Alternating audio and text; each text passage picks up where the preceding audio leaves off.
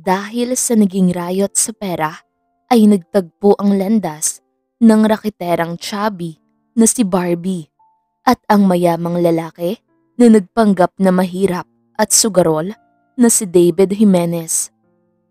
Niligtas ni Barbie si David nang pagsaksakin ito ng isang lalaki dahil walang ibang taong tumulong rito dahil sa takot.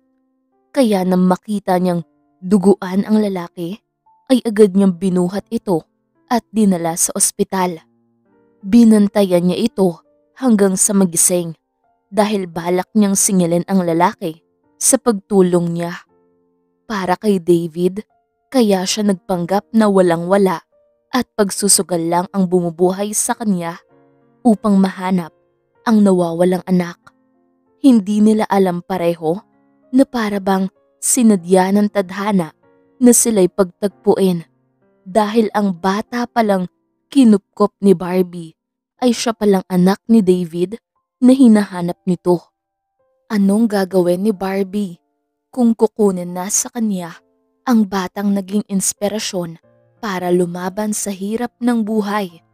Makakaya niya kaya ang mag-isa ulit? 6:00 ng umaga ay handa na si Barbie sa pag-alis dahil magbebenta siya ngayon ng isda sa palengke. Uuwi kasi ng probinsya ang may-ari ng pwesto na si Manilin. Nakapit bahay niya din dahil magpapakasal na ito sa long-time boyfriend, kaya siya ang napag-iwanan. Lumabas na ng bahay si Barbie, dala ang kanyang sling bag at pumunta sa bahay ni Manilin. Nakita niya ang babae na nagkanda haba ang liig nito sa pagtanaw. Ramdam niyang siya ang hinihintay nito. "Magandang umaga, Barbie. Akala ko hindi ka natutuloy ngayon," tanong ni Manilin. "Nako, hindi pwede. Ubus na ang isang kaban kong bigas," nakangising sagot ni Barbie. "O siya, ito na ang suhol mo ngayong araw. Bukas ay kumuha ka na lang sa pagbebentahan mo. 1,000 din. GCash mo na lang yung pera ha, may number ka naman sa akin," sabi ni Manilin. "Oo, salamat ha. Ang laki naman nito," sagot ni Barbie. "Okay lang yan. Ganyan talaga ang magkapit-bahay. Magtulungan, hindi magsisiraan. Sige na, aalis na ako," sabi ni Manilin. "Ingat ka. Best wishes," sagot ni Barbie na nakangiti saka naglakad palayo. Pagdating ni Barbie sa palengke ay marami na siyang kasama. Nagsimula na ngang mag-display ang iba, kaya wala na siyang sinayang na oras ay nilinisan niya na agad ang lalagyan saka nilagay na ang maraming isda na galing sa malaking icebox. Ang maganda kasi sa negosyo ni Manilin ay may taga-deliver ito ng isda sa palengke, kaya hindi nito kailangan pang magpunta sa kung saan para mag-angkat. Nang mag-7 ng umaga ay nagsimula ng magbenta si Barbie dahil dagsa na ang mamimili. "Bili na po kayo ng isda, maganda tong pamprito at pangpaksiw," sabi ni Barbie. "Presko ba yan, Ineng?" tanong ng matandang babae. "Opo, nanay, kasing presko mo po," nakangiting sagot ni Barbie. "Magkano ba yan?" tanong ng matandang babae. "280 po ang kilo. Hindi ka naman magsisisi dyan dahil malalaki naman. Bili na po kayo, kahit 1 kilo lang," sagot ni Barbie. "Ang mahal naman, patawad naman kahit kaunti lang," sabi ng matanda. "Patawad din po, nanay, pero mahal po kasi ang angkat ko nito," sagot ni Barbie. Pero dahil naawa naman si Barbie sa matandang babae, ay binigyan na niya ito ng discount. Baka kasi gusto namang kumain ng isda, pero kinulang sa pera. "Maraming salamat, Ineng. Sana pagpalain ka ng Diyos sa kabaitan mo," nakangiting sabi ng matanda. "Walang anuman, nanay. Maliit na bagay na kabutihan lang naman ang nagawa ko sa inyo. Ingat po," sabi ni Barbie. Pagkaalis ng matandang babae, ay hinarap na naman niya ang iba pang mga customer. Wala siyang pakailam kahit na manakit ang lalamunan niya sa kaka-sales talk. Ang importante ay makakarami siya ng benta ngayon o mas magandang makaubos siya ng 2 icebox para maganda. Nang magtanghali ay bumili muna ng pagkain si Barbie dahil nagutom na siya. Nalimutan din naman kasi niyang magdala ng baon sa pagmamadali, gayong maaga naman siyang nagising kanina.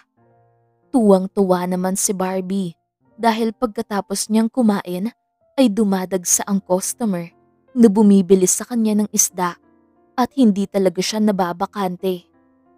Bandang hapon ay napagpasyahan niyang umuwi na pagkatapos niyang tinulungan ang iba pang tindera na makabenta. Gusto kasi niyang good vibes lang siya. Baka mamaya ay may tinatago na palang galit sa kanya dahil sa ang bilis niyang makabenta. Samantalang ang mga ito ay hindi. Inabutan nga siya ng pera ng mga ito bilang suhol pero hindi niya tinanggap dahil hindi naman lahat ng tulong ay palaging may kapalit. Sa kabilang banda naman ay halos hindi maipinta ang muka ni David sa sobrang galit sa kasambahay na si Tina dahil sa ibinalitang nawawala ang anak niyang si Kenneth. Hindi kita mapapatawad, Tina, kung may masamang nangyari sa anak ko. Nanggagalaite sa ines na sabi ni David. Sorry po sir, bigla na lang kasi siyang bumitaw sa pagkakahawak sa akin. Naiiling na sagot ni Tina sabay yuko. Bakit mo din naman kasi dinala sa syudad? Sana iniwan mo na lang sa iba nating kasama dito sa bahay. Tanong ni David. Kasi naman po, nagpupumilit na sa mama. Gumugulong na nga sa sobrang iyak. Napabuntong hininga na sagot ni Tina. Hindi ko na alam ang gagawin ko sa'yo, Tina. Hindi ko alam kung saan ako pwedeng mag-umpisang maghanap. Napahilot sa sentido na sabi ni David. Hahanapin ko ngayon si Kenneth, sir. Hindi ako uuwi hanggat hindi ko siya makikita. Sagot ni Tina. Dapat lang. Dahil ikaw naman ang may kasalanan to. Buliyaw ni David. Pagkaalis ni Tina ay saka naman dumating ang daddy niya na nakakunot ang noo habang nakatingin sa kanya. Nahanap na ba si Kenneth? Tanong ni Leon. Hindi pa, Dad. Galit na galit nga ako kay Tina eh. Bakit kasi napaka-careless? Sagot ni David. Hindi talaga si Tina ang may kasalanan dito, kundi ikaw. Busy ka lang sa pagpapayaman, pero nakakalimutan mo nang may anak ka na umaasa sa'yo. Naging matigas na ang ulo ng batang yon dahil sa pambabaliwala mo. Dapat nakasubaybay ka, hindi yung iasa mo na lang sa ibang tao. Alam mo kasi, ang pagkakaroon ng isang anak ay hindi lang sa pagbibigay mo ng magandang buhay ay sapat na. Kailangan mo rin na alagaan at bigyan ng tamang pagmamahal. Sabi ni Leon. Hindi nakaimik si David dahil aminado naman siyang nagkulang siya. Ni hindi nga sila nagkaroon ng banding na mag-ama, tanging kasambahay lang ang kasama nito palagi. Baka plano ni Kenneth na humiwalay kay Tina dahil baka nagtampo ito sa kanya. Tulungan mo kong hanapin siya, Dad. Sambit ni David. Sige, ngayon pa lang ay sobrang pag-aalala na ang nararamdaman ko. Napailing na sagot ni Leon. Samantalang si Barbie naman ay ginabi ng uwi dahil marami pa siyang pinuntahan. Nalulungkot kasi siya kapag maaga siyang nakauwi, lalo pa at mag-isa siyang nakatira sa bahay niya ngayon.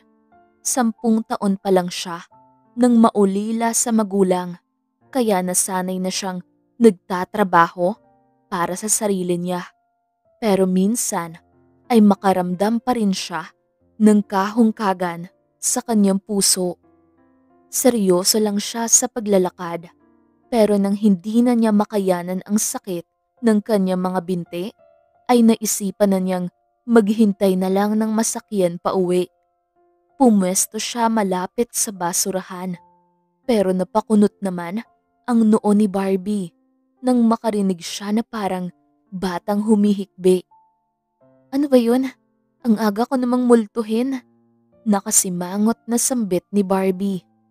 Napalingon naman siya sa buong paligid kung saan siya nakatayo. Pero wala naman siyang nakikitang bata. Kaya nagkibit balikat na lang si Barbie at iniwaglit sa isip ang naririnig.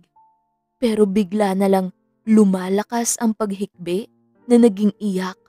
Kaya napakunot ang kanyang noo nang mapansin niya na parang nasa loob ng basurahan nang galing na sa tabi lang. Dali-dali namang inalis ni Barbie ang takip, saka tinignan ang ilalim at nakita niya ang isang batang lalaki na puno ng uling ang muka. Tulong po, saad ni Kenneth. Bakit ka nagtatago sa loob ng basurahan? Tanong ni Barbie. Kinargan niya ang bata, saka inalis sa loob ng basurahan at dahan-dahang inilapag para makatayo. Hindi alintana ang mabahong amoy, pero mas nag-alala siya ngayon sa batang kaharap. Nawawala po ako sa sobrang takot dahil gabi na ay nagtago ako sa loob ng basurahan. Sagot ni Kenneth. Paanong nawala? Tanong ni Barbie. Kasama ko ang yaya ko kaninang umaga, tapos humiwalay ako sa kanya ng ilang minuto.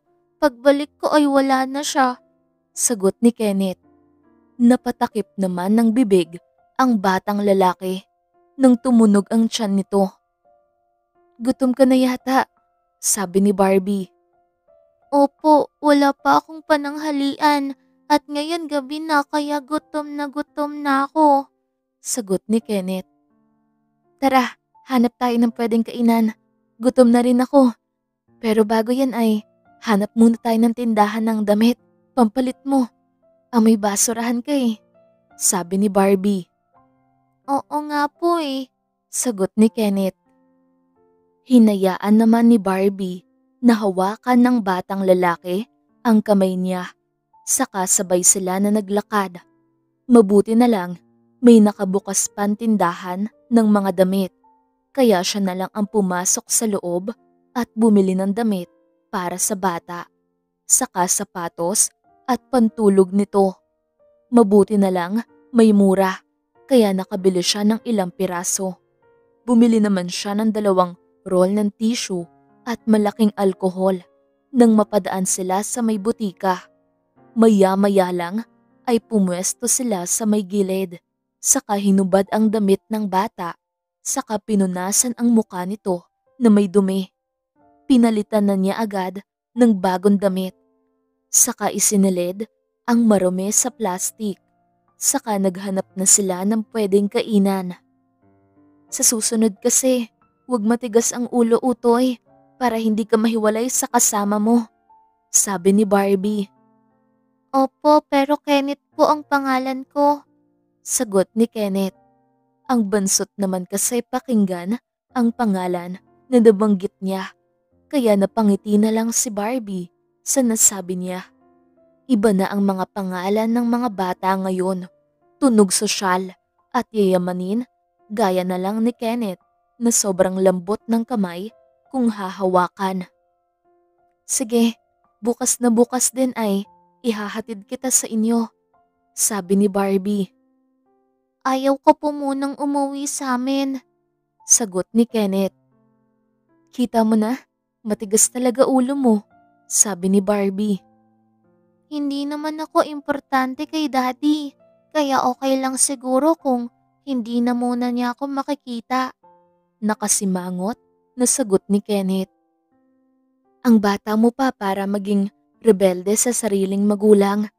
Hindi mo lang alam na sobra silang nag-aalala sa pagkawala mo ngayon, sabi ni Barbie.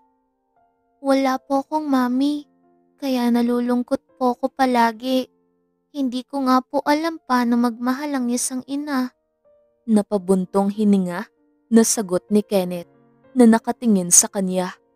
Nakaramdam naman ng habag si Barbie sa batang ito. Maswerte nga din pala siya kahit na paano dahil kahit nawala ang nanay niya ay nararamdaman pa niya kung paano siya nito inalagaan at minahal. Pero ang batang ito ay halata sa itsura nito na kulang sa pag-aalaga ng isang ina. Nasaan nga pala ang nanay mo? Tanong ni Barbie. Hindi ko alam. Wala namang sinabi si Daddy. At isa pa, hindi naman kami nakakapag-usap dahil busy siya sa buhay niya. Palagi na lang akong iniiwan sa yaya ko at kasambahay. Sagot ni Kenneth.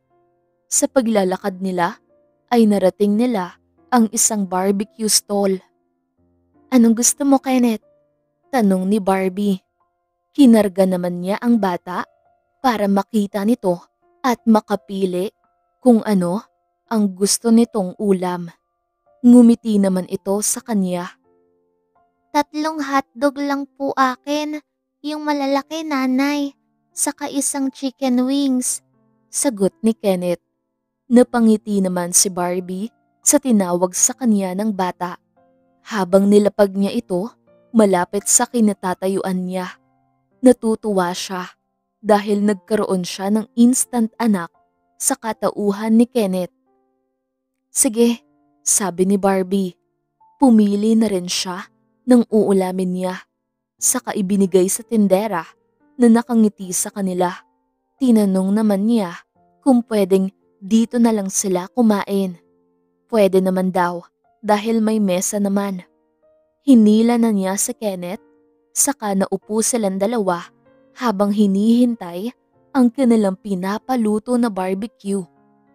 Makalipas ang 1 oras ay naihatid na sa kanila ng tindera ang order nila. Nagpahabol din si Barbie ng 6 na serve ng kanin, saka 2 soft drinks.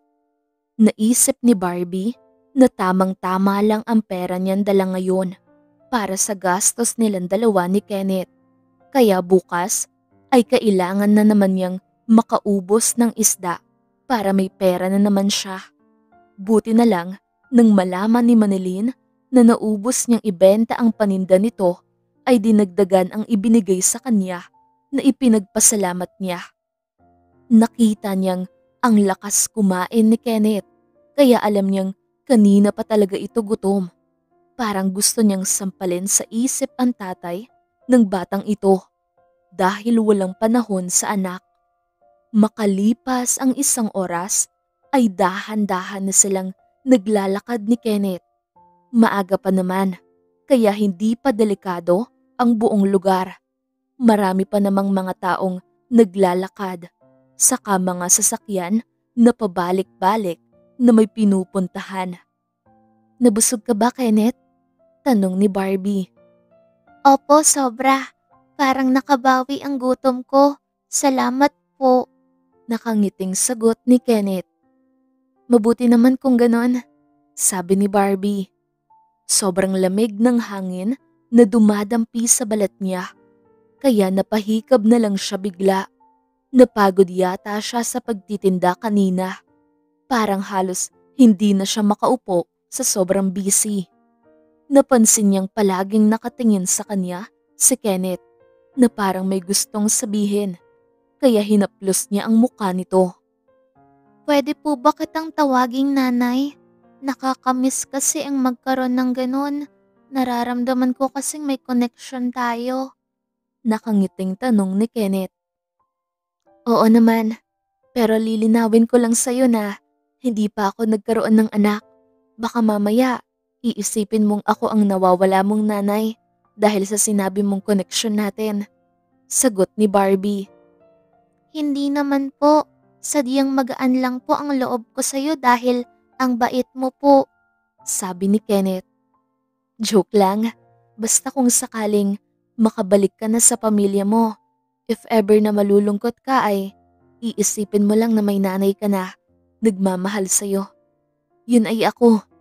Nakangiting sagot ni Barbie at niyakap ng mahigpit si Kenneth. Salamat po. Umiiyak na sabi ni Kenneth. Kumalas naman sa yakap niya si Barbie, saka tinignan ang bata. Oh, Bakit ka umiiyak? Tanong ni Barbie. Masaya lang po ako. Ganito pala ang pakiramdam na magkaroon ng nanay. Sagot ni Kenneth. Tara na nga, baka magkaiyakan pa tayo rito. Sabi ni Barbie, saka pinunasan ang luha ng bata. Malapit na silang makarating sa bahay niya, kaya maglalakad na lang silang dalawa ni Kenneth. Malayo pa ba ang bahay mo, Nay? Tanong ni Kenneth. Malapit na, lumiko lang tayo doon at bahay ko na. Sagot ni Barbie. Sige po. Sabi ni Kenneth habang nakahawak pa rin sa kamay niya. Bakit? Pagod ka na bang maglakad? Tanong ni Barbie at kinarga ito. Hindi naman po. Nakakatuwa nga po ang ganito. Sagot ni Kenneth na nakangiti. Alam mo Kenneth, iwasan mo ang malungkot. Habang bata ka pa ay magsaya ka at maglaro ka. Kasi kung tumanda ka na, ay gusto mo na naman ulit bumalik sa pagkabata. Sobrang nakakapagod ang maging may edad na tao. Kaya wag mong iisipin na malulungkot ka dahil wala kang nanay at walang nagmamahal sa'yo. Hindi lang naman ikaw ang nakaranas ng ganyan. Maraming mga bata, pero hindi nga sila nalulungkot. Kahit nga ako ay wala din akong nanay. Nagawa ko pa nga ang ngumiti. Sabi ni Barbie at ginulo ang buhok ni Kenneth. Opo, Nay. Mula ngayon ay magiging masaya na ako. Salamat po. Sagot ni Kenneth at hinalikan ang pisngi niya. Ngumiti naman si Barbie at nagpatuloy sa paglalakad habang karga pa rin ang bata hanggang makarating sila sa bahay niya. Pinabitbit niya muna kay Kenneth ang plastic na hawak niya na may lamang damit nito. Saka niya binuksan ang nakalak na pintuan. Saka nilak ulit pagpasok nila sa loob. Nilapag muna niya ang dala niyang sling bag sa sofa niya. Saka pumasok sa kwarto upang magpalit ng damit. Maya-maya lang ay kumuha na siya ng bimpo. Saka naglagay ng mainit na tubig sa may tabo. Saka nilagyan ng malamig na tubig. Sakto lang na nawala ang init. Saka dinala na niya sa may sala. Mahilig ka bang maligo sa gabi? Tanong ni Barbie. Opo, pinapaliguan po ko ng yaya ko. Sagot ni Kenneth. Sa akin ay hindi pwede ang ganon dahil malamig ang panahon sa gabi. Kaya baka sasakit ang tiyan mo. Pupunasan na lang kita. Okay ba yun sa'yo? Tanong ni Barbie. Opo, Nay. Sagot ni Kenneth na nakangiti.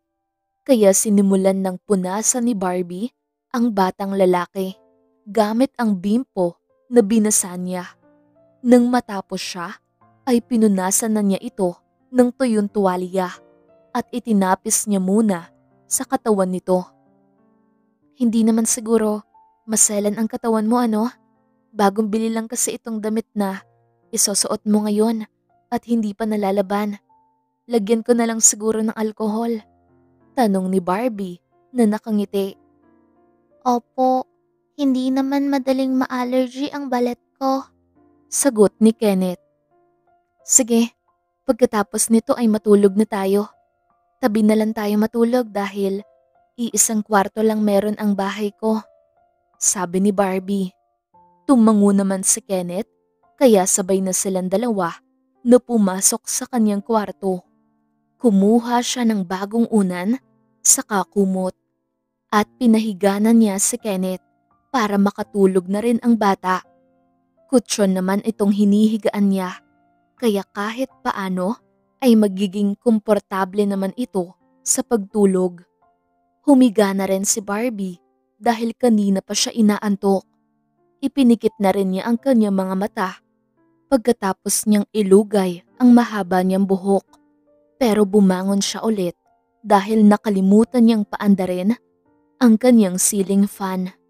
Makalipas ang ilang minuto ay naramdaman na lang ni Barbie na may maliliit na mga braso ang yumakap sa katawan niya. Napabuntong hininga siya nang maisip na sobrang nag-aalala na ang magulang ng batang ito ngayon. at baka mapagbintangan pa siyang kinidnap niya ang bata kung sakaling hindi niya ito iuuwi bukas. Good morning, Nanay. Nakangiting bati ni Kenneth. Pambungad nito sa kanya ang sobrang ganda nitong ngiti. Ang aga naman gumising ng batang ito. Nasa sala na pala, nakatambay. Kaya paggising niya ay wala na ito. Magandang umaga. Anong oras ka nagising? Sana natulog ka pa. Tanong ni Barbie. 6:00 po. Sobrang gaan ng pakiramdam ko. Sagot ni Kenneth na nakangiti. Talaga? Ikaw lang tong nawala ng sobrang gaan ng pakiramdam. Hindi mo ba namimiss ang tatay mo? Tanong ni Barbie. Namimiss, pero wala naman din siyang panahon sa akin. Sagot ni Kenneth. Paano ba yan? May iiwan ka dito sa bahay dahil may trabaho ako ngayon. Tanong ni Barbie. Sasama ako sa'yo. Hindi naman ako manggugulo dun eh. Sagot ni Kenneth. Sa palengke ako pupunta. Sasama ka pa rin? Tanong ni Barbie. Apo, tutulungan kitang magtinda. Sagot ni Kenneth. Sige, magluluto na muna ako ng agahan natin. Saka magbaon tayo para ulam na lang ang bibilin natin doon. Sabi ni Barbie, saka pumasok ng kusina. Hindi na malaya ni Barbie na sumunod na pala sa kanya si Kenneth. At ang sabi nito ay maliligo na ito para mamaya ay dumiretso na lang sila sa pag-alis. Napabuntong hininga na lang si Barbie. Hindi niya alam kung ano ang pwede niyang gawin para makumbinse ang bata na kailangan na nitong umuwi sa magulang nito. Samantalang si David naman ay halos hindi makatulog at makakain ng maayos dahil sa sobrang pag-aalala sa kanyang anak. Hindi niya alam kung ano na ang nangyari kay Kenneth. Ang inaalala niya ng sobra ay kung nakatulog ba ito ng maayos o nakakain ng marami o saan ito ngayon nakatira. Si Tina naman ay hindi na muna niya pinapasok dahil ayaw niya itong makita hanggat hindi pa nakakauwi ng bahay ang anak niya. 2 araw na mula nang mawala ang anak pero hindi pa rin tumatawag ang papa niya para sa pag-update. Kung wala pa hanggang bukas ay siya na ang kusang maghahanap. Hindi siya matatahimik kung nandito lang siya, naghihintay. Dapat kikilos din siya. Kung ano-ano na lang kasi ang pumapasok sa isip niya na hindi maganda, kaya kinailangan na talaga niyang tumulong sa paghahanap. Maya-maya lang ay nagbihis na si David. Nagsuot siya ng simpleng t-shirt lang, itim na pantalon, saka hoodie. Nagdala siya ng pera na nilagay sa kanyang bulsa na hindi na niya naisip na magdala ng wallet, pati cellphone. Mag-commute na lang siya kaysa ang gumamit pa ng sasakyan. Makalipas ang 1 oras ay nasa labas na siya ng kanilang bahay. Nagpalinga-linga pa siya sa buong paligid o nilakad-lakad niya ang buong subdivision. Baka nakauwi na pala si Kenneth. Pati ang mga basurahan o mga halaman na nakatanim sa mga gilid ng gate ng mga bahay ay tinignan na niya pero wala siyang nakita. Nang nasa syudad na siya ay una niyang pinuntahan ay ang mall. Nang madaanan niya ang gwardya pagpasok niya ay nagtanong siya rito at ipinakita ang litrato ni Kenneth. Pero umiling ang gwardya. Hindi daw nagagawi rito ang anak.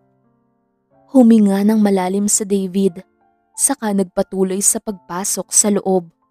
Nagpalinga-linga pa siya at tinignan ang bawat bata na kanyang nakikita.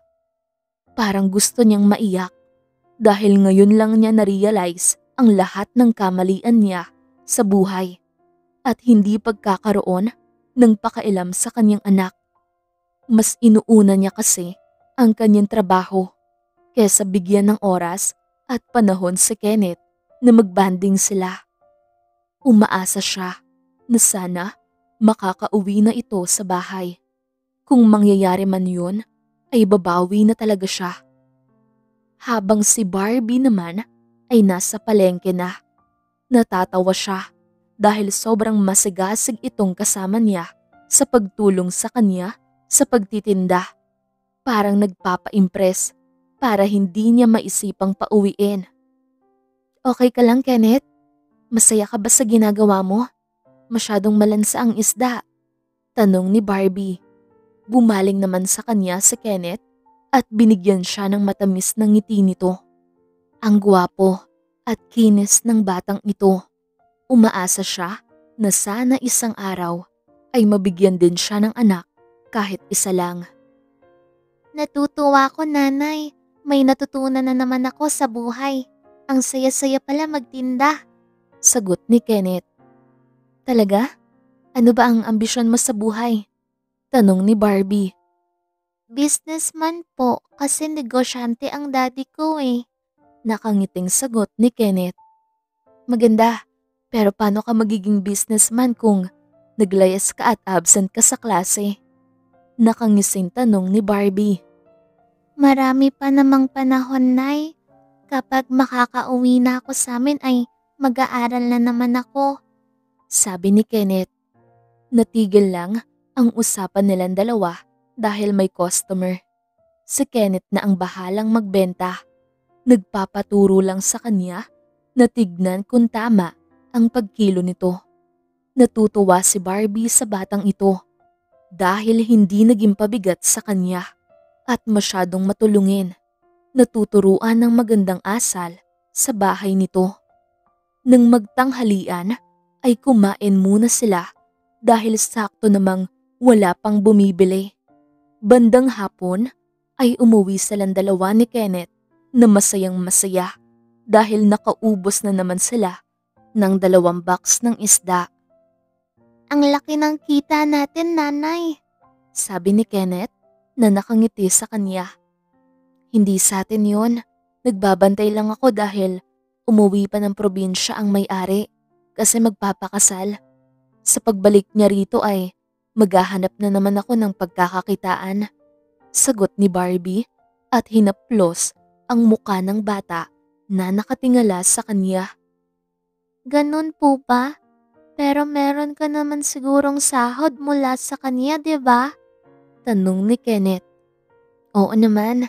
Ito na nga, bibili na naman tayo ng masasarap na pagkain. Sagot ni Barbie. Salamat po. Siya nga po pala. Bakit hindi pa po kayo nagpakasal? Tanong ni Kenneth. Napahalakhak si Barbie habang hawak sa kamay ang batang lalaki na tumatawid sila sa kabilang gilid. Natawa siya sa naging tanong ni Kenneth sa kanya. Wala pa sa plano, anak. At saka busy pa ako sa paghahanap ng magandang trabaho na kaya ko nang bumuhay ng pamilya. Sagot ni Barbie. Yung magiging asawa niyo naman ang maghahanap buhay para sa'yo. Pero kung maging stable ka na sa buhay ay magpapakasal ka na? Nakangiting tanong ni Kenneth. Uy, ano ka bang bata ka? Para kang matanda na kung makapagtanong sa akin. Ikaw talaga. Wala akong boyfriend kaya hindi ako makapagpakasal.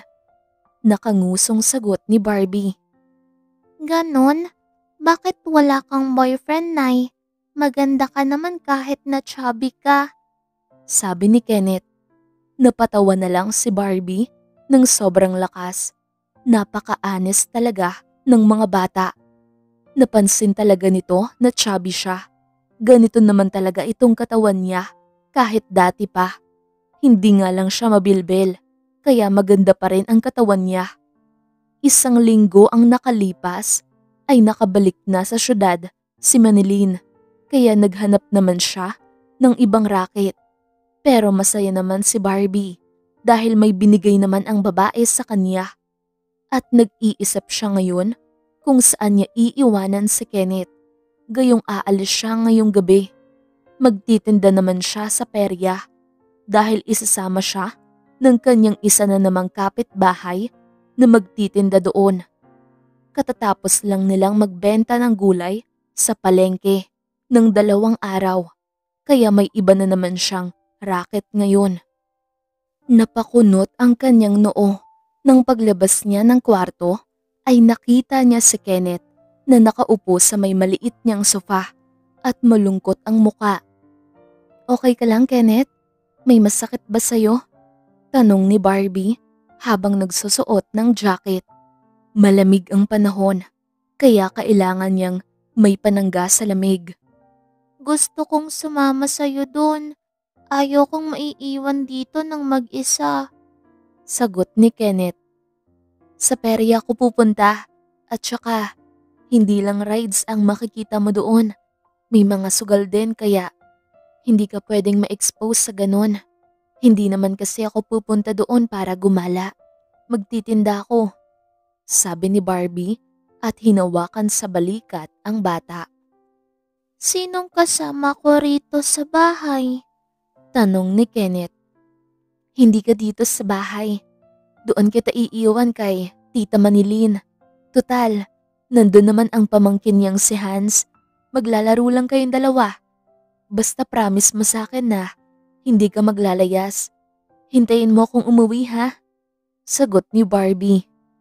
Opo, nanay. Sabi ni Kenneth. Maya-maya lang ay sabay na silang dalawa ni Kenneth na pumunta sa bahay ni Manilin. Binigyan niya ng pera ang bata dahil tapos na naman silang maghapunan. Nakakahiya naman kung ang babae pa ang magbigay ng pera. May tindahan naman sa malapit kaya pwede lang bumili. Pagdating nila sa bahay ni Manilin ay agad niyang tinawag ang babae. Magandang gabi, Manilin. Iiwan ko muna saglit si Kenneth ha. Mabait naman ang batang yan, kaya hindi siya maging pabigat sa'yo. Tutal nandyan naman si Hans. Maglalaro lang sila. Pasensya na sa abala ha. Nakangiting sabi ni Barbie. Walang problema, Barbie. Basta ikaw. At saka, mabait naman tong si Hans. Paniguradong magkakasundo silang dalawa. Sagot ni Manilin. Salamat. Magpakabait ka dito, Kenneth. Sabi ni Barbie at niyakap ang bata. Ingat ka, nanay. Sagot ni Kenneth at tinapik ang kanyang balikat. Umalis na agad si Barbie pagkatapos niyang iwanan si Kenneth sa bahay ni Manilin. Mabuti na lang nahintay pa siya ng kapitbahay nila na si Josie. Makalipas ang ilang minuto ay lulan na sila ng tricycle driver papunta doon sa perya.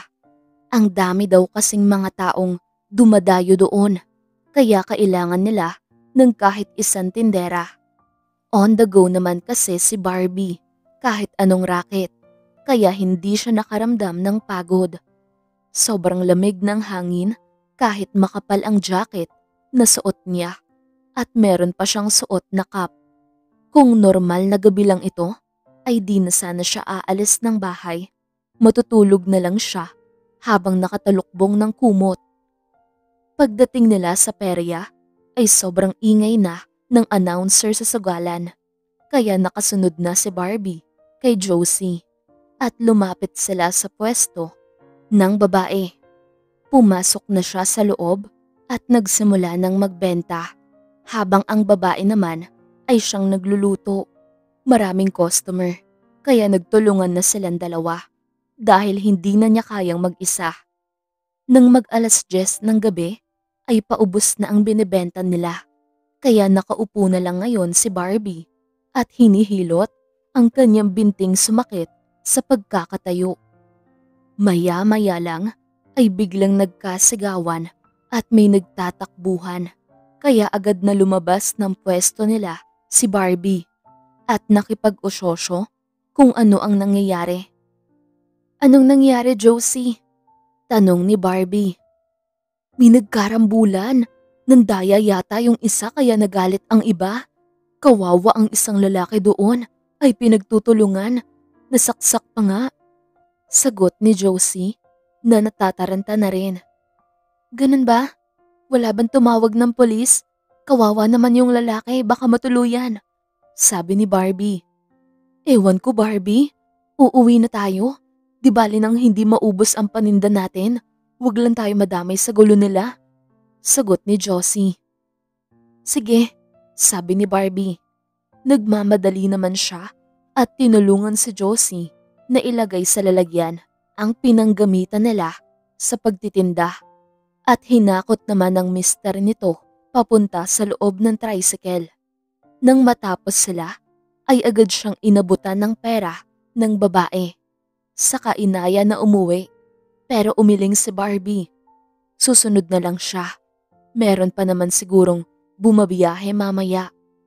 Pinuntahan niya kung saan nagkaroon ng riot at napapikit na lang si Barbie nang makita niya kung paano pinagtulungang bugbugin ng 4 na kalalakihan ang isang lalaking nakahiga na puno ng pasa at dugo ang muka at walang kalaban-laban. Hindi niya alam kung gaano kalaki ang kasalanan ng taong iyon, pero hindi naman pwedeng tratuhin siya ng ganito. Ang mga tao ay walang planong tumulong, nakikiososyo lang at nakikichismis, pero wala namang ambag. Kaya dahil sa awa niya sa lalaki at tuluyang malagutan ng hininga, ay inayos ni Barbie ang kanyang suot na cap na hindi makita ang kanyang muka. Nagpalinga-linga siya sa buong paligid at naghanap ng kahoy na pwede niyang magamit. Nang makita niya ang nasirang kahoy sa may sugalan, ay agad niyang tinapakan ito ng sobrang lakas saka pinutol. Maya-maya lang ay dahan-dahan siyang lumapit sa mga lalaki at isa-isang pinukpok ng ubod lakas ang mga likuran nito para hindi masyadong mapuruhan ang lalaki. Nang tignan niya ang lalaking nakahiga, ay putok na ang bibig nito at bumukol na ang mga mata nito na puno ng suntok. Saka nakahawak na ito sa tagiliran na parabang nandun ang tama at pilit na iniinda. Narinig naman niyang naghiyawan ang mga tao, kaya pinuruhan na niya agad ang 4 na lalaki ulit para hindi na makabangon pa. Sinipa pa niya ang nakitang kutsilyo para hindi siya mapagbintangan na sumaksak at ubod lakas na kinarga ang lalaki at naglakad siya papalayo. Walang pakialam si Barbie kung nagbubulong-bulungan ang mga tao sa pagdaan niya, pero hindi naman siya masyadong makikita ng mga ito. Mga walang silbi, mas inuna pa ang pagtsismisan kaysa ang tumulong. Napailing na lang si Barbie dahil wala man lang isa sa mga ito na tumawag sa mga pulis. Buti na lang, sakit ng katawan lang ang inabot ng mga siraulong yun kaysa sa lalaking karga niya ngayon. Pasakay po, napuruhan yata tong kaibigan ko, sabi ni Barbie sa driver ng tricycle na naabutan niya. Ito ba yung nanggulo dyan sa perya? Tanong ng lalaki at tinulungan siya na makasakay sa loob ng tricycle. Yung 4 na lalaki po ang nanggulo. Kawawa nga tong kaibigan ko eh, sagot ni Barbie at sumakay na rin. Buhay pa kaya yan? Parang sobrang dami ng bugbog at saksak yung kaibigan mo, sabi ng lalaki. Hindi ko alam kuya, tara na po para magamot siya agad, sagot ni Barbie. Tumango naman ang driver, saka pinaandar ang tricycle palayo. Si Barbie naman ay palaging nasa lalaki ang tingin na walang malay. Tinanggal niya ang kanyang suot na jacket, saka itinapal sa sugat ng lalaki para matigil ang pagdurugo. Pagdating nila sa ospital ay lakad-takbo ang ginawa ni Barbie para maagapan agad ang lalaki. Mabuti na lang, mabait si Manong driver, kaya tinulungan na siya. Nang makita siya ng nurse, ay tinulungan sila ng mga ito na dalhin ang lalaki sa emergency room. Nagpasalamat si Barbie, saka nagbayad sa may edad na lalaki para makauwi na rin dahil sobrang gabi na. Habang naghihintay siya sa labas, ay hindi mapakali ang isip ni Barbie sa sobrang pag-aalala sa lalaki. At para na rin kay Kenneth na naiwan kay Manilyn. Siguro naman ay hindi yun pababayaan ng babae. Maya-maya lang ay lumabas ang isang nurse saka lumapit sa kanya at sinabing okay na ang pasyente at dinala na ito sa kwarto nito. Tumango naman si Barbie, saka sumunod sa babaeng nurse. Pumasok na rin siya at nakitang mahimbing nang natutulog ang lalaki sa hospital bed nito. Napatitig naman siya sa kabuuan ng mukha nito na kahit maraming pasa ay makinis pa rin at nakikita pa rin ang kagwapuhan. Iiwan ko na kayo, miss. Kapag nagising siya ay tawagin mo lang ako sa labas. Nakangiting sabi ng nurse. Oo, salamat. Sagot ni Barbie. Huwag ka nang matakot. Ligtas na ang boyfriend mo. Nakita ko talaga kanina sa mukha mo ang sobrang pag-alala. Sabi ng nurse at hinawakan ng balikat niya. Napangiwi na lang si Barbie. Napagkamalan pa siyang girlfriend ng lalaking ito. Pero ang totoo ay hindi naman sila magkakilala. Naawa lang siya, kaya niya ito tinulungan. Pero sa hirap ng buhay ngayon ay hindi siya papayag na libre lang ang pagtulong niya. Pagkaalis ng nurse ay naghanap ng pwedeng mahigaan si Barbie dahil kanina pa siya inaantok. Hating gabi na yata dahil sobrang sakit na ng kanyang mata. Humiga na siya sa folding bed na nasa gilid at hindi niya namalayang nakatulog siya ng 1 oras. Nagising si Barbie nang bigla siyang mauhaw. Lumabas muna siya saglit upang bumili ng mineral water. Saka bumili pagkatapos. Maya-maya lang ay gumalaw ang kamay ng lalaki kaya nilapitan ito ni Barbie. Saka tinignan.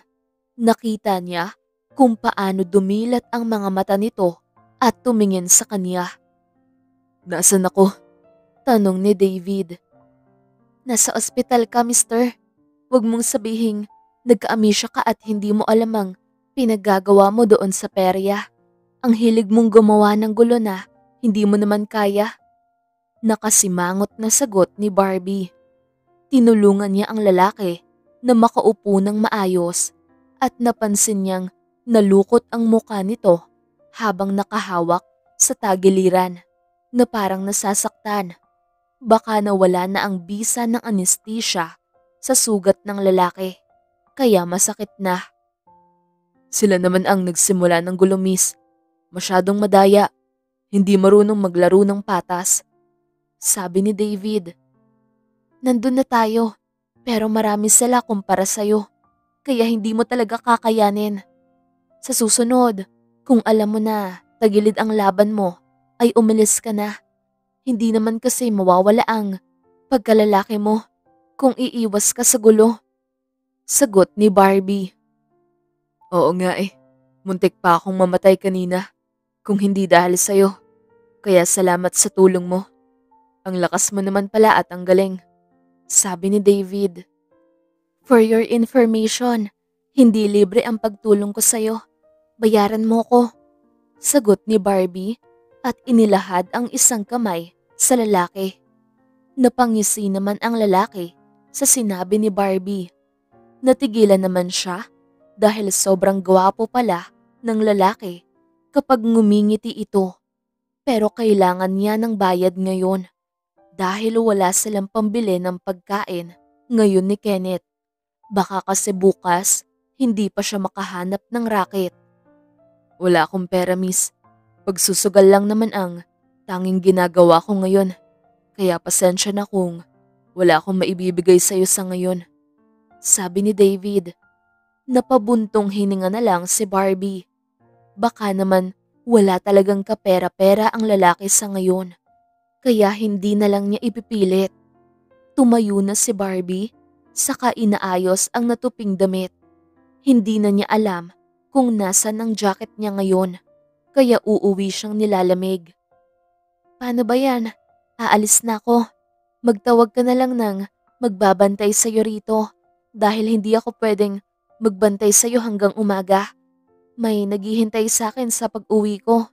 Saad ni Barbie, saka hinawakan sa balikat ang lalaki. Ingat ka, maraming salamat ulit. Sagot ni David. Tumango naman si Barbie, saka lumabas na ng kwarto. Hindi niya alam kung may mahahanap pa siya ngayong masasakyan dahil hating gabi na. Nakahinga naman siya ng maluwag dahil tinawag siya ng driver sa kabilang side ng daan. Naghintay na lang si Barbie na lapitan siya kaysa ang tumawid pa papunta doon. Makalipas ang ilang minuto ay pauwi na siya. Nang madaanan niyang may nakabukas pang bakery ay bumili siya ng 10 donut at 2 slice ng cake pasalubong niya kay Kenneth. Napangiti naman si Barbie nang maisip na may rason na siya kung paano lumaban sa buhay kahit sobrang hirap. Naging inspirasyon niya si Kenneth kaya hindi niya alam kung makakaya niyang mawala ito sa buhay niya at kapag dumating ang araw na uuwi na ito sa kanila. Pagdating niya sa bahay ay nagbihis muna siya saka itinago niya ang pasalubong niya para kay Kenneth. Baka mamaya makain ng daga o ligaw na pusa. Maya-maya lang ay pumunta na siya sa bahay ni Manilyn upang kunin ang bata. Sakto namang gising na ang babae kaya sinamahan siya nito sa kwarto upang tignan si Kenneth. Sobrang himbing ng pagkakatulog nito kaya napangiti si Barbie. Kawawa naman ito. Ang akala niya kasi mag-iiyak kapag iniwanan niya. Yun pala, nakatulog pa din naman ng mahimbing kahit napapaano. Kinarga niya ang bata palabas ng bahay at nagpasalamat kay Manilyn sa pagbabantay habang wala siya. Pagdating nila sa bahay ay pumasok na siya sa loob ng kwarto upang ilapag si Kenneth. Dahan-dahan lang siya para hindi ito magising at makatulog ng maayos. Tumabi na rin siya rito at ipinikit ang mga mata. Gusto niyang makatulog man lang dahil sumasakit ang ulo niya. Samantalang si David naman ay umayos ng upo pagkaalis ng babae. Sobrang sakit ng kanyang tagiliran kahit kanina pa naman ito nagamot. Halos hindi nga niya maigalaw ang katawan niya. Mga loko-loko talaga ang mga lalaking nakasagupan niya. Mabuti na lang dumating yung babae. Kung hindi, ay patay na sana siya. Tinawagan niya si Lina para puntahan siya nito sa ospital dahil wala naman ngayon sa Pilipinas ang papa niya. Pinabalik na niya ito sa trabaho dahil kahit anong galit niya ay hindi pa rin naman nila nakikita si Kenneth. Kahit masakit ang kanyang saksak ay napangiti na lang siya bigla nang maalala ang magandang babae na tumulong sa kanya. Hindi niya alam kung paano siya nito nakarga, gayong sobrang bigat niya at matangkad kumpara sa babaeng yun. Mahilig yata itong mag-gym dahil sanay magkarga ng mabibigat. Nang hindi pa dumating si Lina, ay bumalik sa pagkakahiga si David. Pero bago pa niya magawa, ay tumunog ang kanyang cellphone. Pagtingin niya, ay ang papa niya ang tumawag. Kaya agad niyang sinagot ito. Hello Dad, napatawag ka? Tanong ni David. Kung hindi pa tumawag si Lina sa akin ay hindi ko pa malalaman na nasa ospital ka dahil nasaksak. Sagot ni Leon. Nagkaroon lang ng konting away Dad. Sabi ni David. San ka ba kasi nagpunta? Tanong ni Leon. Hinahanap ko po si Kenneth at napadpad ako sa perya. Sagot ni David at napailing. David, nag-iisip ka ba? Bakit hindi mo nalang hayaan ang mga taong binayaran ko para maghanap? Sabi ni Leon. Kung sila ang hihintayin ko ay parang walang mangyayari. Baka napano na ang anak ko. Sagot ni David. Ewan ko sa'yo, basta wag ka nang gumawa ng bagay na ikakapahamak mo. Sabi ni Leon, saka binaba ang tawag. Napabuntong hininga na lang si David pagkatapos niyang makausap ang ama. Hindi niya alam kung hanggang kailan siya maghihintay sa pagbalik ng anak. Samantalang si Barbie naman ay nagising nang mataas na ang sikat ng araw. Sobrang sakit ng katawan niya. Siguro dahil ito sa pagkarga niya sa lalaki. Sa takot na yata niya yun nang makita niyang duguan, kaya nakaya niya itong kargahin. Bumangon na si Barbie, saka inayos ang hinihigaan at lumabas ng kwarto. Hindi niya alam kung nasan si Kenneth ngayon, kaya dumiretso siya sa kusina pero wala ang bata. Napangiti siya nang marinig na may batang naglalaro sa labas ng bahay niya. Kaya pinuntahan niya doon at nakita niyang si Kenneth naglalaro kasama ng pamangkin ni Manilin. Good morning, Nanay. Iniwan dito ni Tita Manilin itong pamangkin niya sa atin. Sabi ni Kenneth. Okay lang, kumain na ba kayo? Tanong ni Barbie. Opo, may baon po siya at magkasalo kaming kumain. Sagot ni Kenneth. Mabuti naman, dito lang kayo maglaro ha? Huwag na kayong lumayo. Sabi ni Barbie. Opo, Nay. Siya nga pala, kinain na namin yung tinago mong pagkain doon. Para sa akin ba yon? Tanong ni Kenneth. Oo, pasalubong ko sa'yo yon. Sagot ni Barbie. Salamat po, Nanay. Sabi ni Kenneth, saka niyakap siya. Ngumiti naman si Barbie. Makalipas ang ilang minuto, ay bumalik na siya sa loob ng bahay dahil maglalaba siya ngayon. Nakatambak na ang marumi nilang damit ni Kenneth. May pera naman siya ngayon, kaya sa susunod na lang siguro maghahanap ng racket dahil hindi pwedeng mauubusan siya ng pera, lalo pa at sobrang mahal ng mga bilihin ngayon. Sa mga sumunod na araw ay iniwan ni Barbie si Kenneth kay Manilin. Nahihiya na nga siya sa babae, pero salitan lang naman sila dahil sa kanya naman ito iniiwan ang pamangkin nito. Sobrang ganda ng buhay ng babae ngayon pagkatapos mag-asawa dahil may magandang trabaho pala ang napakasalan nito. Napaisip naman siya na maghahanap din siya ng mayamang lalaki para naman maiahon niya ang buhay mula sa kahirapan. Pero hindi niya alam kung saan siya maghahanap. Pupunta siyang mall ngayon dahil balak niyang bumili ng bagong damit dahil lumiliit na ang iba niyang ginagamit. Tumaba yata siya ng kaunti. Hindi na nga yata ninipis ang katawan niya. Pagdating niya sa syudad ay pumasok na siya agad sa mall upang mamili ng magandang damit na mura lang. Habang namimili si Barbie ay natigilan siya nang may humawak sa kanyang balikat, kaya naghahanda na siyang sipain ito. Nang umulit pa, ay agad niyang pinakawalan ang malakas niyang sipa pagharap niya. Mabuti na lang na paatras ang lalaki. Uy, grabe ka naman. Muntik na ako matamaan na. Reklamo ni David. Ikaw pala yan. Pasensya na. Hindi ka kasi nagsasalita kaya akala ko kung sino. Nalukot ang mukhang sabi ni Barbie. Anong ginagawa mo rito? Tanong ni David at napatingin sa buong paligid. May binili lang ako, sagot ni Barbie. Nang tignan niya ang kabuuan ng lalaki ay iba ang itsura nito ngayon kumpara nung unang kita nila. Mas gumwapo ito ngayon at fresh. Napangiwi na lang si Barbie dahil parang nagpapantasya siya. Mabuti naman, sabi ni David. Siya nga pala, kamusta ang sugat mo? Magaling na ba? Tanong ni Barbie.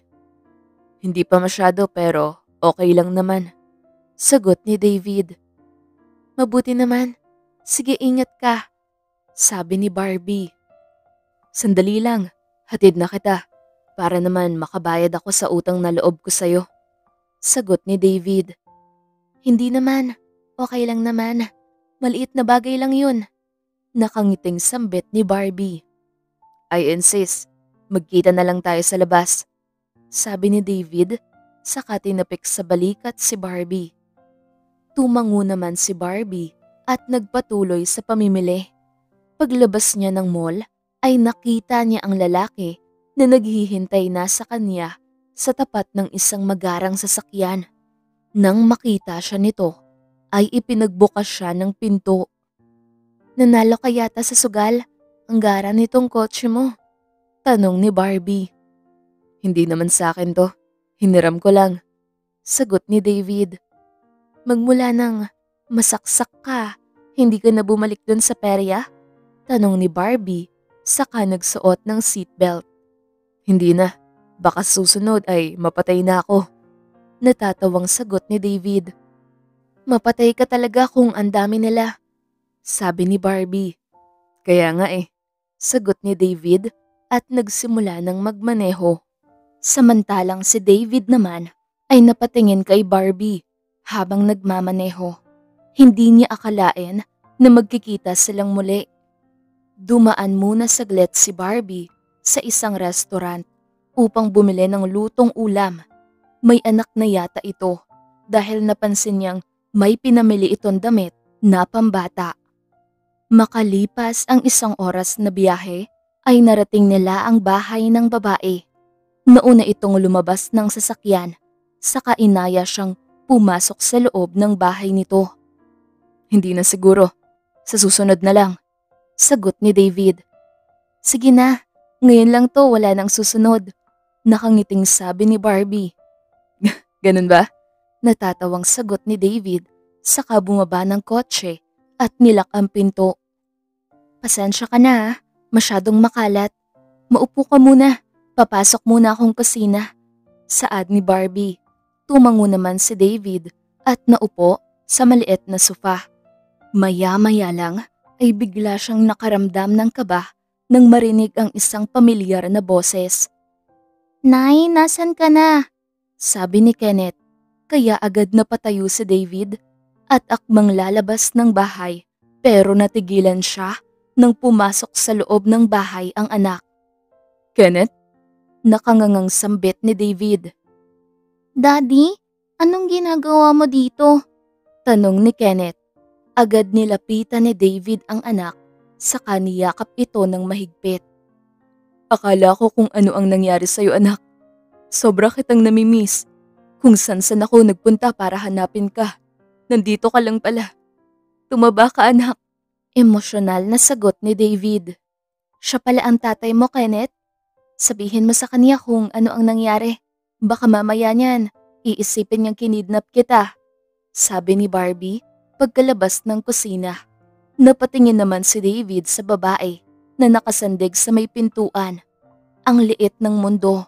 Sinong mag-aakala na ang babaeng nagligtas sa kanya ay siya ring kumupkop sa anak niya. Sobrang laki ng utang na loob ni David kay Barbie. Nakikita niyang tumaba si Kenneth at mas lalong pumuti na alam niyang naalagaan ng maayos ng babae. Opo, Daddy. Nakita po niya ako sa may basurahan nagtatago dahil gabi na nun. Nakangiting sagot ni Kenneth. Ganun ba? Umuwi na tayo. Namimiss ka na ni Lolo Leon at ni Tita Lina. Sabi ni David. Napailing si Kenneth habang nakatingin sa kanya. Dahilan para mapakunot ang noo ni David. Nang tumingin siya sa gawin ni Barbie ay wala na ang babae. Ayoko munang umuwi, Daddy. Ayokong iwan dito si Nanay Barbie kasi mag-isa lang siya. Sagot ni Kenneth. Hindi pwede anak. Kailangan mong pumasok sa eskwelahan para makahabol ka sa mga leksyon mo. 1 buwan ka ring nawala. Sabi ni David. Lumungkot ang mukha ni Kenneth.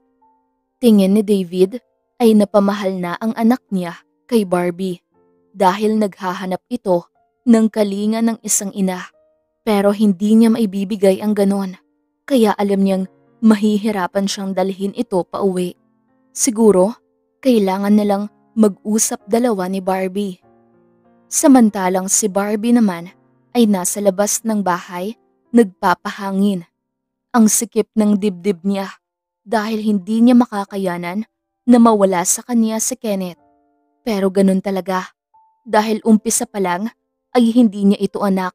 Pero kasi mahal na mahal niya ang batang yun kaya mahirap sa kanya ang mag-let go.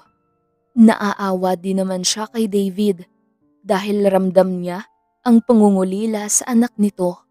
Alam ni Barbie na mahirap mag-move on dahil naging sentro ng buhay niya ang bata. Pero kailangan niyang tatagan ang loob niya. Nay, anong ginagawa mo dito sa likod bahay? Tanong ni Kenneth at humawak sa kamay niya. Nagpapahangin lang, sobrang init sa loob eh. Napabuntong hininga na sagot ni Barbie. Siya nga pala, magkaibigan po kayo ng tatay ko? Tanong ni Kenneth. Hindi naman, nakilala ko lang siya minsan at nagkita kami ulit kanina sa mall. Mabuti na lang pala, dinala ko siya rito sa bahay. Nagkita na kayo. Nakangiting sagot ni Barbie. Oo nga, masaya naman akong makita siya pero sobra ang lungkot ko dahil isasama na niya ako ngayon pa uwi. Sabi ni Kenneth. Ano namang masama doon? Dapat matuwa ka pa nga dahil makakauwi ka na sa inyo. Tanong ni Barbie. Ayaw kitang iwan mag-isa rito. Malulungkot ka kapag wala na ako rito. Sagot ni Kenneth na napatitig sa kanya. Ayaw ni Barbie na umiyak dahil hindi naman niya ugali ang maging mahina. Pero ngayon ay parang gusto niyang hayaan ng sarili na mapahagulgol na lang dahil sobrang bigat ng kanyang nararamdaman. Yumuko si Barbie para magpantay ang mukha nilang dalawa ng bata. Hinaplos niya ang mukha nito sabay ngiti. Sanay na akong mag-isa, Kenneth, kaya wag mo kong alalahanin ha. Makakalimutan mo rin ako balang araw, lalo na kung hindi na tayo magkasama. Nakangiting sambit ni Barbie. Konting-konti na lang ay iiyak na talaga siya, pero kailangan niyang pigilan. Ayaw niyang ipakita sa bata na nalulungkot siya kapag umuwi na ito, para naman hindi ito magkaroon ng rason para manatili. Hinding-hindi kita makakalimutan, nanay. Lalong-lalo na kung paano mo ako alagaan at mahalin. Sagot ni Kenneth. Salamat pero kailangan mong sumama sa tatay mo para naman makabalik ka sa pag-aaral. Huwag kang mag-alala. Ibigay mo sa akin ang address mo para naman kapag hindi ako busy ay dadalawin kita sa bahay niyo. Okay? Sabi ni Barbie at hinalikan sa pisngi ang bata. Sige po, nanay. Bigyan mo rin ako ng numero mo para tawagan na lang kita. Masayang sambit ni Kenneth. Makalipas ang isang oras ay nasa loob na ng sasakyan si Kenneth.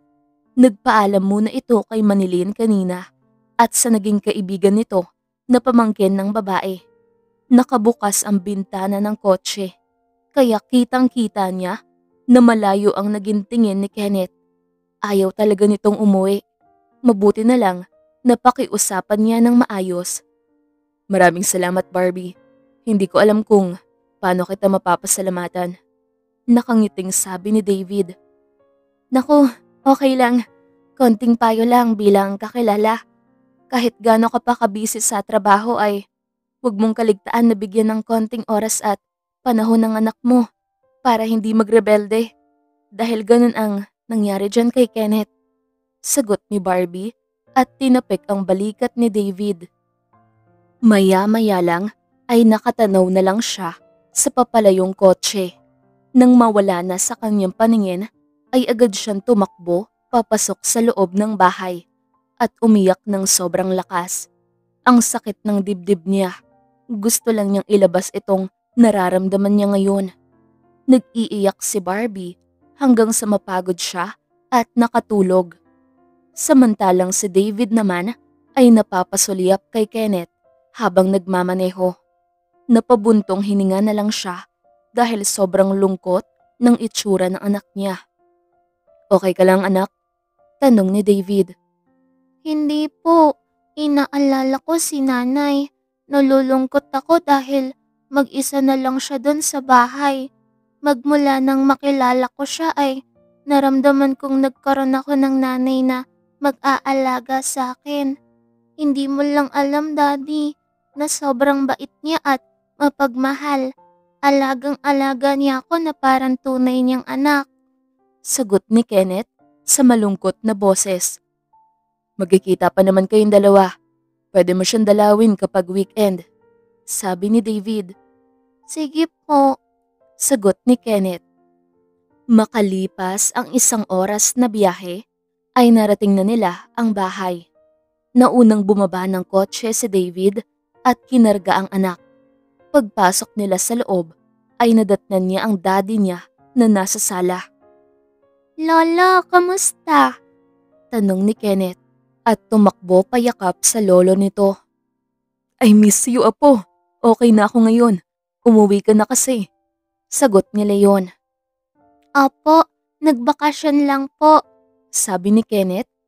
Saka naman lumapit si Lina at yumakap ng mahigpit sa anak niya. Naiiyak pa nga eh. Huwag mo na uulitin ng ganun ha? Pinag-alala mo ko ng sobra. Umiiyak na sambit ni Lina. Opo, sorry po. Sagot ni Kenneth. Mabuti naman pero ikaw lang tong naglayas na tumaba at mas lalong gumwapo ha? Sabi ni Lina at pinisal ng mahina ang muka ni Kenneth. Maalaga kasi si nanay. Sagot ni Kenneth. Sinong nanay? Tanong ni Daddy Leon niya. Si Nanay Barbie. Siya yung nakahanap sa akin. Nalulungkot nga ako dahil wala na siyang kasama doon ngayon. Sagot ni Kenneth. Sana sinama mo na lang siya rito. Malaki naman tong bahay natin. Nakangiting sabi ni Daddy Leon. Hindi ko naman sinabi, Lolo. Pero dadalaw lang naman siya rito. Sagot ni Kenneth. Sa mga sumunod na araw ay sinasanay na ni David ang sarili niya na huwag masyadong magbabad sa kanyang trabaho para naman mabigyan niya ng panahon si Kenneth. Ayaw niyang maulit na naman ang nangyari rito. Baka mapahamak na ito sa susunod. Siya na ang maghahatid sa anak sa eskwelahan kasama ni Lina at sinusundo naman niya saka sila gumagala sa mall. Pero napapailing na lang si David dahil parang hindi naman masaya si Kenneth sa pambawi na ginagawa niya. Malungkot pa rin ito. Malayo ang naging tingin lalo na kung mag-isa lang ito sa loob ng kwarto. Namimiss yata ng anak ang banding nito kasama si Barbie.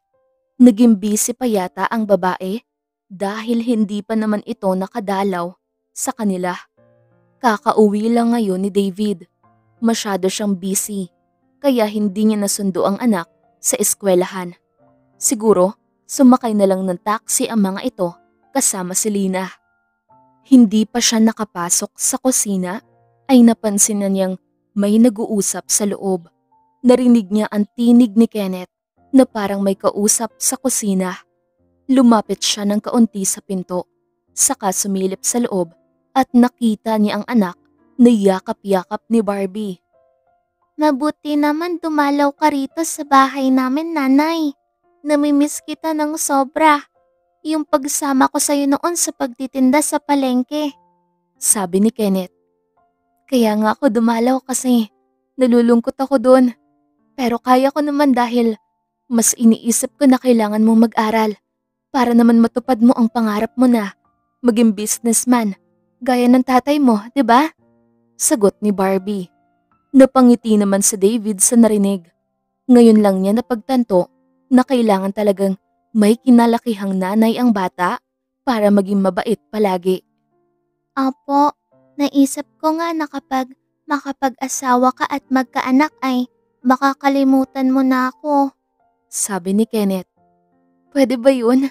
Ikaw naman ang unang baby ko. Napahagik-gik na sagot ni Barbie. Salamat po. Anong masasabi mo sa lolo ko nang makilala mo siya kanina, Nanay? Tanong ni Kenneth. Mabait ang lolo mo. Gaya rin ng daddy mo. Pamilya kayo ng mababait. Seryosong sagot ni Barbie na nagpangiti kay David. Sobrang bait naman talaga ng babaeng ito, kaya deserve pakitaan ng mabuti. Naalala na naman niya noong panahong tinulungan siya nito noon. Salamat, Nanay. Sabi ni Kenneth.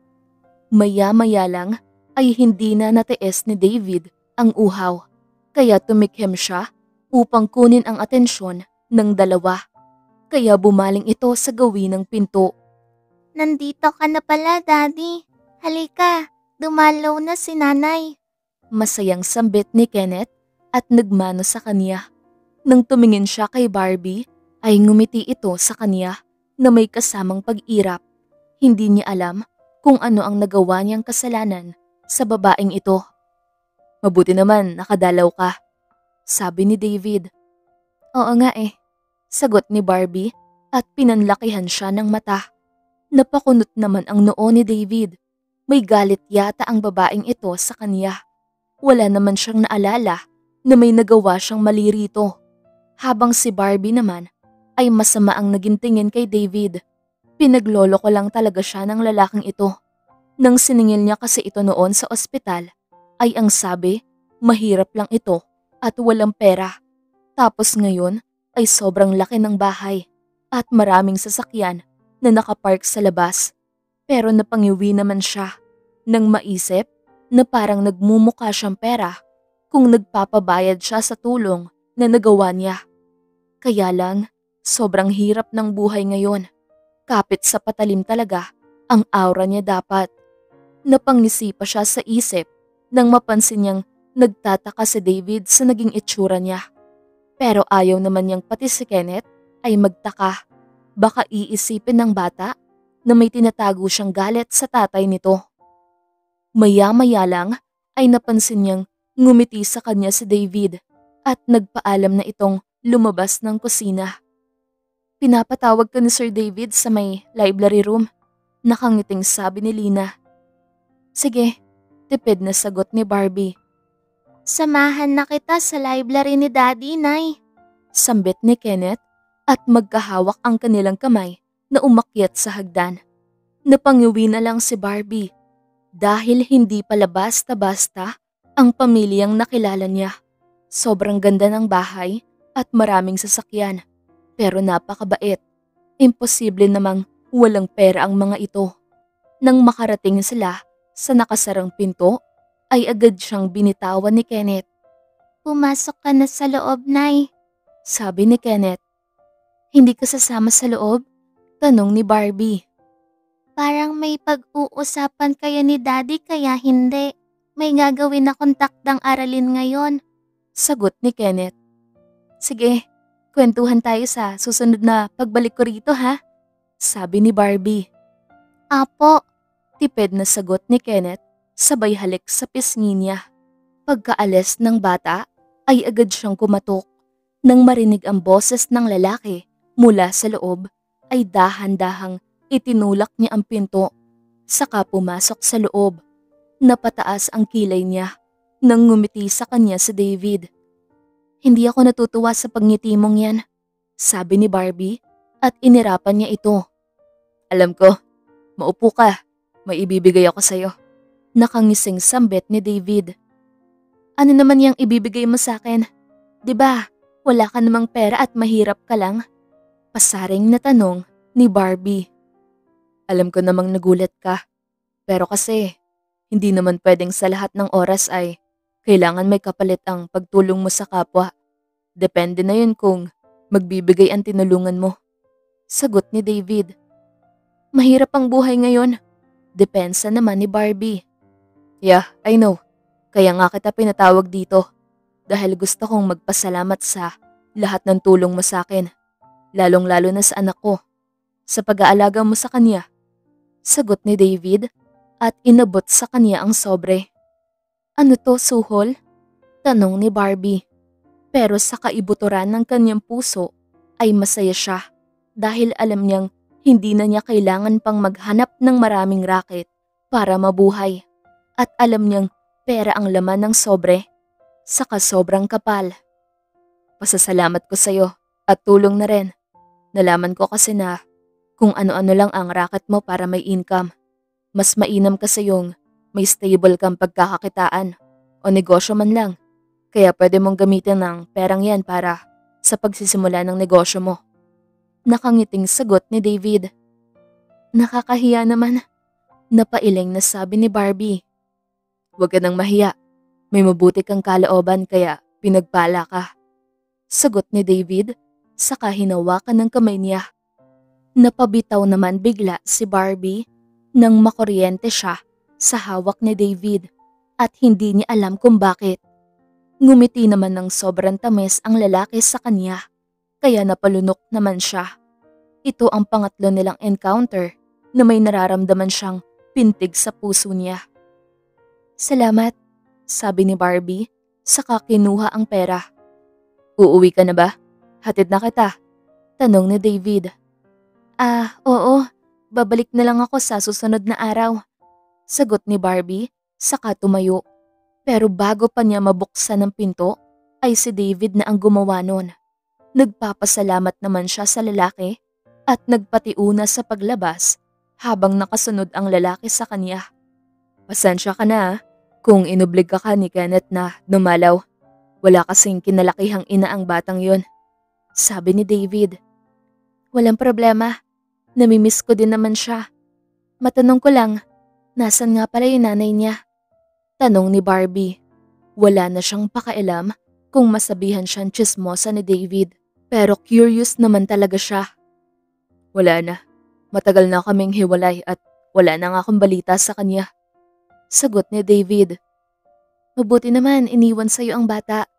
Nakakalungkot ano? May mga ina talagang sobrang bato ang puso ni hindi man lang magawang dalawin ang anak, sabi ni Barbie. Ganun talaga. Nakangiting sagot ni David. Sa nakikita ni Barbie ay okay ang lalaki. Hindi naman mukhang broken. Siguro naka-move on na rin sa wakas. Maya-maya lang ay nagpasama siya sa lalaki para puntahan si Kenneth sa kwarto nito at magpaalam. Aalis na ako, Kenneth. Babalik na lang ako sa susunod na araw. Magpakabait ka. Nakangiting sabi ni Barbie at niyakap ang bata. Apo, ingat nanay, Sagot ni Kenneth. Mag-iingat ka rin palagi. Mag-aral ng mabuti, sabi ni Barbie. Makalipas ang ilang minuto ay lulan na siya ng kotse pauwi. Habang nagmamaneho si David ay pasuliyap-suliyap lang si Barbie. Mahilig ka talaga sa bata ano? Pero bakit hindi ka pa nag-asawa? Tanong ni David na ikinagulat ni Barbie. Pero mas pinili pa rin niyang sagutin ang tanong nito. Wala namang masama at hindi niya ikakahiyang single siya dahil hindi naman talaga siya ligawin. Natakot yata sa malaki niyang katawan. Bakit nga ba? Nakangiting sabi ni Barbie. Ewan ko sa'yo, sagot ni David na napahalakhak. Wala pang nagkamali na manligaw. Yun lang, sabi ni Barbie. Baka naman mapili ka. Sige ka, tatanda kang dalagan yan. Pagbibiro na sagot ni David. Hindi naman siguro, pero baka na-delay lang ang flight ng magiging boyfriend ko, sabi ni Barbie. Baka nga, pero normal lang naman sa babae ang mamili ng lalaking mamahalin. Kaming ang mga lalaki ay ganun din, sagot ni David. Pero kapag naramdaman mo na sa isang tao ay kahit hindi mo inaasahan, ay kusang dumarating sa buhay mo ang love na yon, 'di ba? Sabi ni Barbie. Tumango naman si David sa sinabi niya. Dahil sa dami nilang napag-usapan ay hindi na malaya ni Barbie na nakarating na pala sila sa bahay niya. Hindi na niya inaya ang lalaki na pumasok sa loob ng bahay niya dahil wala naman siyang maihandang pagkain para rito. Salamat David, ingat ka sa pag-uwi, sambit ni Barbie. Sige, sagot ni David at kumaway pa sa kanya. Makalipas ang 2 buwan, napabalik-balik niya sa bahay ni David dahil sa pagdalaw niya kay Kenneth ay naging close na silang dalawa ng lalaki. At ang negosyo na naisip niyang ipatayo ay isang restaurant at grocery store. Okay naman ang kita niya. Sa 2 buwan mula nang mag-umpisa siya ay hindi nasayang ang pera na binigay ni David sa kanya. Hindi na rin siya rumarakit dahil mahirap nang makahanap ng ganon. Mabuti na lang, nagkakilala sila ni David. Sa loob ng 2 buwan ay maraming nangyari. Parang naging instant nanay na siya ni Kenneth, pati na rin kaibigan ng tatay nito. Nandito siya ngayon sa bahay ng lalaki. Ayaw na nga niyang pumunta sana dahil kapag nasa bahay ang tatay ni David ay binibigyang kahulugan ang closeness nilang dalawa ng lalaki kahit wala namang namamagitan sa kanilang dalawa. Akala ko hindi ka napupunta, tanong ni David habang nakangisi. Hindi naman ikaw ang pinunta ko rito, ang anak mo, sagot ni Barbie na nakasimangot. Naasar naman si Barbie dahil sa halakhak ni David na naririnig niya. Kasama na rin yun doon. Naisip ko nga na baka hindi ka napupunta dahil sa panunodyo ni Daddy sa atin dalawa. Bakit hindi na lang kaya natin totohanin yon? Single naman tayo pareho. Nakangising suhestyon ni David at dahan-dahang lumapit sa kanya. David, umayos ka nga. Huwag ka magbiro ng ganyan, sabi ni Barbie. Bigla naman siyang naalarma dahil baka kung ano ang gustong gawin ni David sa kanya. Baka yayakapin siya nito o hahalikan. Hindi ako mahilig magbiro, Barbie, sagot ni David. Akmang aalis na siya nang mahagip ang kamay niya ni David. Dahilan para hindi siya natuloy. Mas nagulat siya nang yakapin siya ng mahigpit nito. Bitawan mo nga ako. Ano bang nangyayari sa'yo, David? Tanong ni Barbie. Wala. Normal pa naman ako, sagot ni David at inamoy ang leeg niya. Ang landi mo na kasi. Tumigil ka na nga. Baka makita pa tayo ni Lina o di kaya ng anak mo. Reklamo ni Barbie. Hindi yan. Naiintindihan naman ni Lina ang nararamdaman ko. Ang sarap mo naman palang yakapin, parang unan, sabi ni David. Tumaas ang kilay ni Barbie sa sinabi ng lalaki. So parang sinasabi mong mataba ako? Malditang tanong ni Barbie. Chubby ka pero maganda, sagot ni David. Huwag mo akong pinagloloko, David. Hindi ako natutuwa sa mga pinaggagawa mo ngayon, sabi ni Barbie. Napaikot na lang ng mata si Barbie dahil ginaganahan naman yata ang lalaki sa pagyakap sa kanya. Hindi naman sila ganito dati. Pero ngayon ay parang masyadong at home na si David. Talaga? Bakit yung iba ay tuwan-tuwa kapag niyayakap ng gwapong lalaki, pero ikaw ay hindi? Nakangising tanong ni David. Gwapo ka ba? Hindi naman ah, sagot ni Barbie. Napaiwas siya nang biglang idikit ni David ang mukha nito sa mukha niya. Ano ba tong ginagawa nila? Masyadong awkward naman. Napaigtad na lang si Barbie nang halikan ng lalaki ang tenga niya. Nagtayuan naman ang lahat ng balahibo sa katawan niya dahil sa ginawa ni David. Alam mong gwapo ako. Ayaw mo lang aminin kasi. Pero bahala ka. Natatawang sabi ni David. Bigla na lang lumayo si Barbie nang mabitawan siya ni David dahil narinig niyang may humintong kotse sa tapat ng bahay. Nakita na lang niya ang nakangising tatay ni David na nakatingin sa kanila. Mabuti naman bumalik ka ulit, iha. Dito ka na lang kaya tumira para naman hindi malulungkot ang anak ko. Nakangising sabi ni Leon. Dad, sambit ni David na pinapatigil ang ama sa pagsasalita. Ay, ang apo ko pala, sagot ni Leon. May bahay po ako, sir, nahihiyang sabi ni Barbie. Parang may alam yata itong matandang ito tungkol sa kanya o sadyang tinutudyo lang silang dalawa ni David sa isa't isa. Mag-isa ka lang doon. Mas maganda rito may makakasama ka. Dumito ka lang muna hanggat hindi ka pa nag-aasawa, sagot ni Leon. Pinanliitan niya ng mata si David. Baka kung ano-ano na naman ang pinagsasabi nito sa daddy nito. Nakaramdam naman ng hiya si Barbie. Kahit sabihin niyang may gusto siya kay David, pero hindi siya papayag na titira kasama nito sa iisang bahay. Hindi na po, dadalaw na lang ako rito, sabi ni Barbie. Okay, pero kung Gusto mong tumira rito ay bukas ang gate namin ha? Sagot ni Leon. Tumango naman si Barbie. Saka sinamaan ng tingin si David. Nagustuhan yata nito ang hiniling ng daddy nito sa kanya. Samantalang si David naman ay nakangisi sa isip na nakatingin kay Barbie na may asar sa mukha nito. Alam kasi ng babae na parang tinutudyo silang dalawa ng daddy niya. Para yatang nagkaroon ng ideya ang ama na may feeling siya sa babaeng ito. Bakit ba naman hindi kung sobrang maalaga ito at mabait? Pang-wife material ang atake. Nang magpaalam ang daddy niya na pumasok muna sa kwarto at magpahinga, ay tumayo naman si Barbie at nagpaalam na aalis na. Pero pinigilan ni David. Gusto pa niyang makasama ang babae ng matagal. Maaga pa naman para umuwi ito. Dito ka na lang muna. Flat angle lang ng kotse ko kaya hindi kita maihahatid. Palusot ni David. Talaga? May masasakyan pa naman akong taxi dyan. Nakangising sagot ni Barbie. Napailing na lang si David. Maya-maya lang ay hindi na niya napigilan ang pag-alis ng babae. Nagmamadali na itong lumabas ng front door. Dahilan para mapasimangot siya.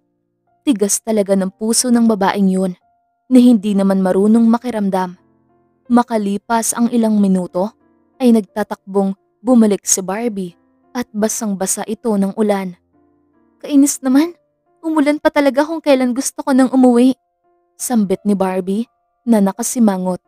Napahalakhak naman si David dahil natatawa siya sa itsura ng babae. Parang nakikisimpatya pa yata ang ulan sa kanya. Aalis ka pa ba? Tanong ni David. Oo, hihiram na lang ako ng payong kay Lina. Sagot ni Barbie na akmang hahanapin ng babae pero pinigilan niya ito. Please stay. Bakit parang takot kang matulog dito sa bahay? Tanong ni David. Hindi naman ako takot. Hindi lang ako mahilig matulog sa ibang bahay. Sagot ni Barbie. Sanayin mo ang sarili mo mula ngayon. Nakangiting sabi ni David. Ewan ko sa'yo. Sagot ni Barbie. Samantalang si Barbie naman ay nagpasama kay Lina sa kwarto na uukupahin niya. Gusto niyang matulog ng maaga dahil pagod siya sa pagbabantay sa bago niyang negosyo. Kahit nga si Manilyn ay masaya sa mga narating niya sa buhay. Hindi naman niya diretsyahan na sinabi sa kaibigan na bigay lang sa kanya ang perang ginawang puhunan dahil baka may masabi ito sa kanya. Mabuti naman napapayag kan dito matulog, Barbie. Nakangiting tanong ni Lina. Magkaedad lang naman silang dalawa at hindi niya ito pinayagan na tratuhin siya na parang amo dahil sampid lang naman siya sa pamilyang ito. Umilan kaloka. Gusto ko sanang umuwi dahil hindi ako komportableng matulog sa ibang bahay. Napailing na sagot ni Barbie. Masanay ka na dahil sobrang kulit ni Sir David. Hindi ka talaga titigilan yan hanggang hindi ka napapayag. Lalo pa kung interesado siya sa'yo. Sabi ni Lina. Sa anong dahilan na interesado? Nakakunot ang noong tanong ni Barbie. Ikaw talaga? Ang hina mo naman makiramdam. Natatawang sagot ni Lina at tinampal ang balikat niya ng mahina. Mahirap ang maging assuming, sagot ni Barbie. Okay lang mag-assume, basta sigurado ka naman na may feeling sa'yo ang isang lalaki. Grab mo na agad ang opportunity, baka makawala pa. Hindi naman mahirap mahalin ang tulad ni Sir David. At saka, close naman kayo ni Kenneth. Hindi na mahirap na pakisamahan siya. Sabi ni Lina. Ewan ko, Lina. Napangiwing sagot ni Barbie. Basta ha, kapag nanligaw si Sir sa'yo, ay balitaan mo ko. Sabi ni Lina, saka lumabas ng kwarto. Naiwan namang napakamot sa batok si Barbie. Mukha bang manliligaw sa gaya niya si David? Sa panaginip siguro ay pwede pa. Napangiwi na lang siya nang maisip na wala pa siyang pamalit na damit. Madaldal kasi yung si Lina, kaya nalimutan na niyang humiram ng damit. Pero ang problema ay hindi sila magka-size ng katawan. Lalabas na sana si Barbie nang matigilan siya dahil nasa labas ng pinto si David na akmang kakatok. Ano namang kailangan mo sa akin? Dito na ako matutulog, 'di ba? Kaya lubayan mo na ako. Reklamo ni Barbie. Ang sama talaga ng ugali mo. Dinalhan lang naman kita ng damit pantulog mo. Sagot ni David na nakasimangot. Sorry. Syempre, nagbibiro lang naman ako. Nakangiting sabi ni Barbie at tinapik ang balikat ni David. Pero hinagip ng lalaki ang kamay niya at hinawakan ng mahigpit. Saka siya tinitigan ng sobrang lalim. Napalunok naman si Barbie. Ito na yata ang sinasabi ni Lina na interesado sa kanya si David pero hindi niya pinapansin. Pero ang totoo ay gusto din naman niya ito. Kaya lang magpang-abot na ang balat sa tinalupan. Never talaga siyang aamin. Pero hindi ako nagbibiro sa'yo, Barbie. But anyway, maligo ka na. Nakangiting sagot ni David at hinalikan ng kamay niya. Sabay hawak sa ilong niya. Pagkaalis ng lalaki ay napabuntong hininga na lang si Barbie na tumayo sa baylak ng pinto at pumasok sa banyo para magbihes. Sa mga sumunod na araw ay naging bisita niya si David sa restaurant. Ang akala niya o-order ito. Pero pumesto lang ito sa may sulok at sumenyas, nahihintayin na lang siya nito. Nagpunta ka rito pero hindi ka naman kakain? Ano bang sadya mo? Tanong ni Barbie. Bandang hapon, nauna siyang lumabas dahil ayaw niyang may naghihintay sa kanya. Nasa loob pa naman ang ilan sa staff niya. Ang mga ito na ang magsasara ng restaurant. Hindi naman ako nagpunta rito para kumain. Sinundo lang naman kita. Nakangiting sagot ni David. Talaga? Bigla ang naging mabait ka na naman yata sa akin. Sabi ni Barbie. Dati pa akong mabait. Hindi mo lang nakikita yon. Sagot ni David at ipinagbukas siya ng pinto. Joke lang, ikaw naman. Sobrang seryoso mo masyado.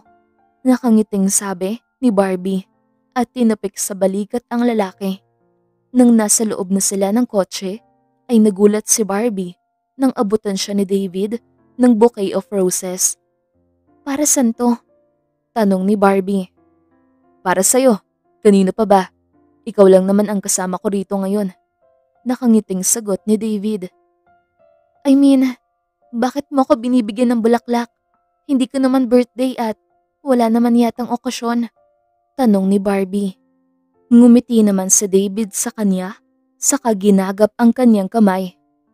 Gusto kita, Barbie, at gusto kitang ligawan kung papayagan mo ko. Sagot ni David.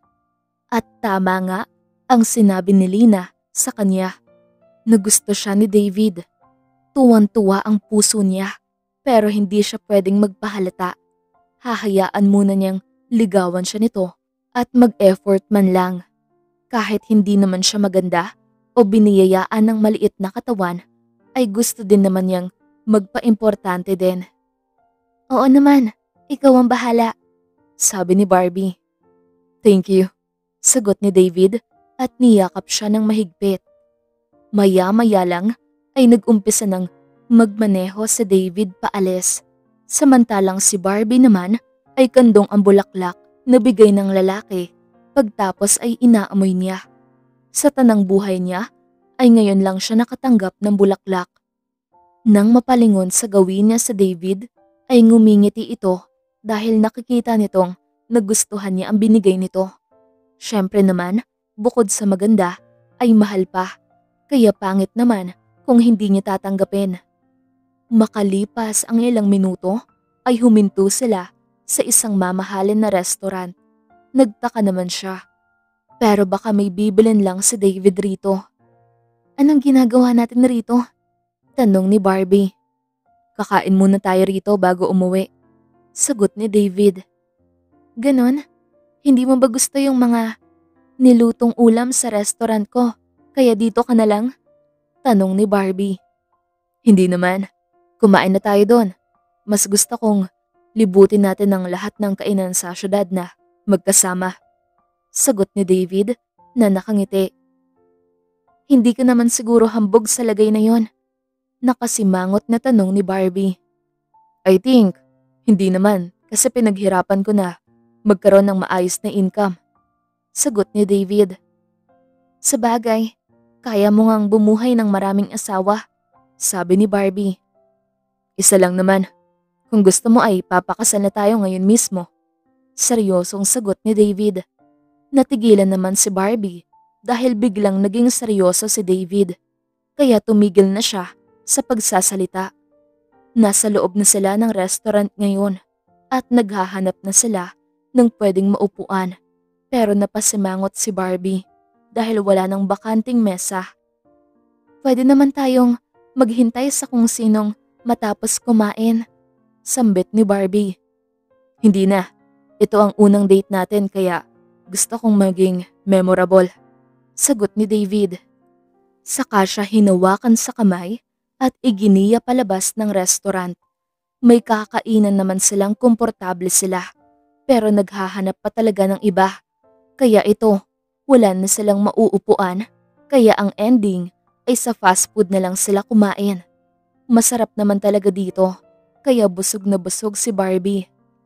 Pagkatapos nilang kumain ay ang akala niya uuwi na sila pero napansin niyang tahimik lang na nagmamaneho si David at nagpunta sila sa mataas na lugar at kitang-kita ang buong syudad.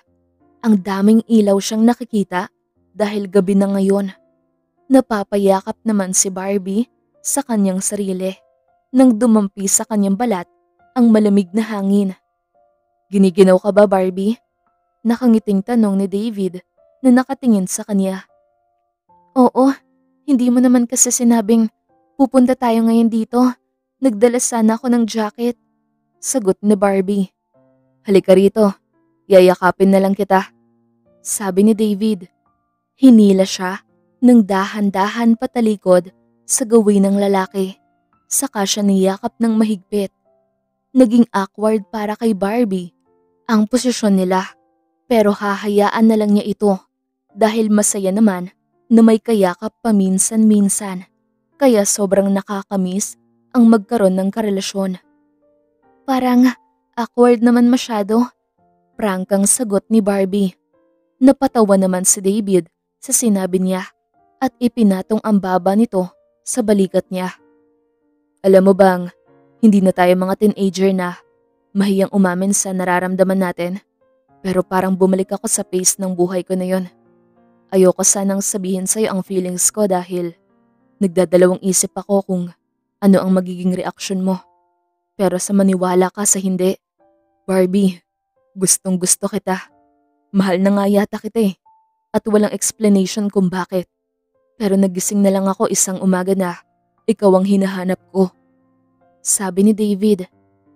Bakit naman ayaw mong sabihin? Tanong ni Barbie.